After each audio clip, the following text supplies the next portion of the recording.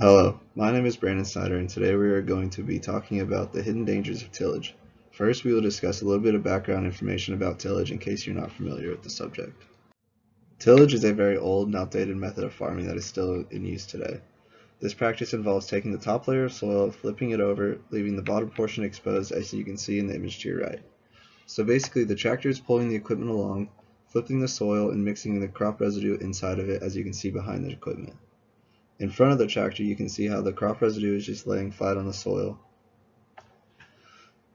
The tillage began in the early 1900s and was eventually the cause of the Dust Bowl. The University of Minnesota Crop Production Research Extension wrote an article that states the majority of benefits from tillage are weed competition and good seed beds, but we later found out that these farmers have no real reason as to why they're still using tillage for this. Farmers often think that tillage is a good solution for weed management and good ground preparation, but as we will later find out, this is not the case. The selected audience who I'm going to be sending my proposal to is Rob Reschke. Mr. Reschke is the Executive Director under the Division of Conservation at the Kansas Department of Agriculture. Rob is in charge of running the Conservation Division and has the ability to prepare training presentations to implement across Kansas. These presentations will help farmers see how no-till farming practices are done firsthand, and this is the best way to get your message across to these local farmers, allowing them to see how these things are done and how they will be able to switch. Tillage is still popularly used in Kansas today, and with the help of Mr. Reschke, would be able to post proper training videos on switching from tillage to no-till on the Kansas Department of Agriculture's website as well for people who cannot make it to the presentations. The training presentations would also help get the benefits of switching farming practices out to these local farmers, which will hopefully catch the eyes since saving money is very important to them. The more evidence and knowledge we are able to present to the local farmers, the more likely they will accept what we are trying to tell them.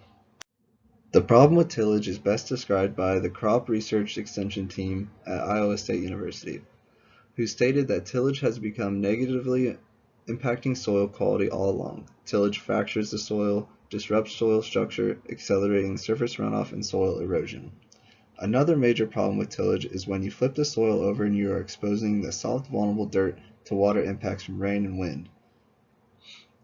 The Iowa State University also found that this erosion causes the dirt to become compacted and hard, which causes the likelihood of seeds germinating to decrease dramatically since more seeds are left exposed to the elements. Rain is able to wash these seeds away, and wind can possibly blow them along as well.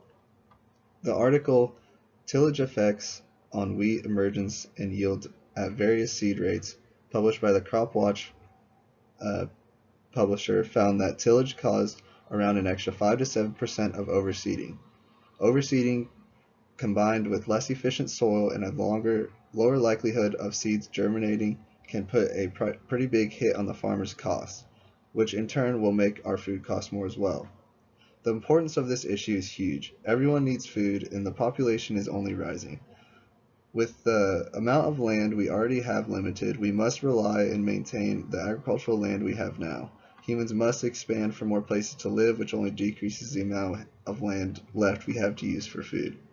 So we must find a solution to this problem before our soil becomes too under-maintained that we can bring it back.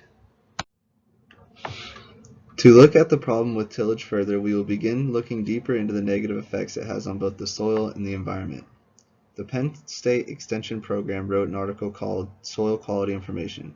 In this article, they stated that healthy, high-quality agricultural soil has the following characteristics: resilience to erosion, good depth, good soil drainage, sufficient nutrient supply, and the correct amount of chemical properties, as well as low weed pressure.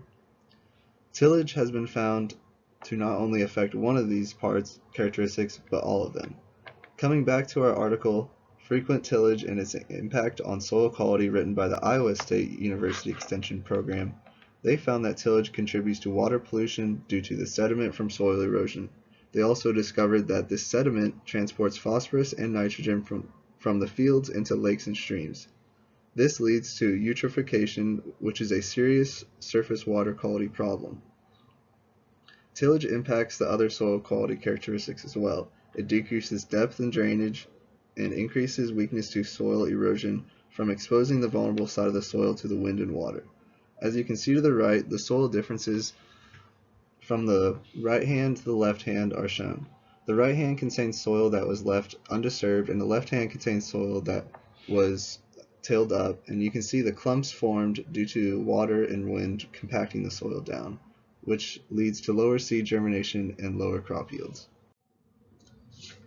My solution to this issue of tillage causing bad soil quality in agriculture is to start having Mr. Reschke implement these no-till farming practice programs in hopes local farmers will adopt and see this new method with his recommendation.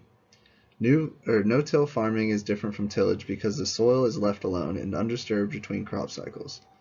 This allows for the soil to be left untouched for improved soil quality. In the article Conservation Tillage Impacts on Soil and the Environment, the authors found that the crop residue left on the soil, as you can see from the picture to your right, the crop residue is these small broken pieces of plant matter surrounding the green plants. This plant matter protects the plants from damaging rain and damaging winds. The rain can cause the soil to wash away, exposing the plant roots, which can leave them susceptible to damage as well. Also, these authors found that with minimal soil disruptance, this enhances the soil's biological activity as well as the air and water movement within the soil. All of these factors have been known to increase crop yields. The no-till farming method I plan to use is called crop rotation. This involves keeping the soil undisturbed while using different types of crops within each season.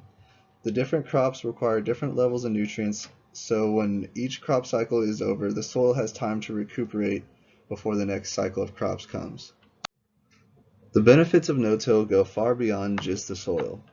According to the USDA, no-till farming leads to higher water holding capacities by as much as 25%. This 25% increase in water holding capacity will greatly benefit farmers that have common problems with drought.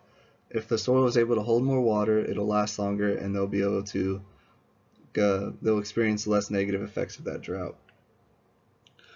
Along with the water holding capacity, there's also reduced soil erosion, increases in soil's biological levels, and increases in soil's organic matter.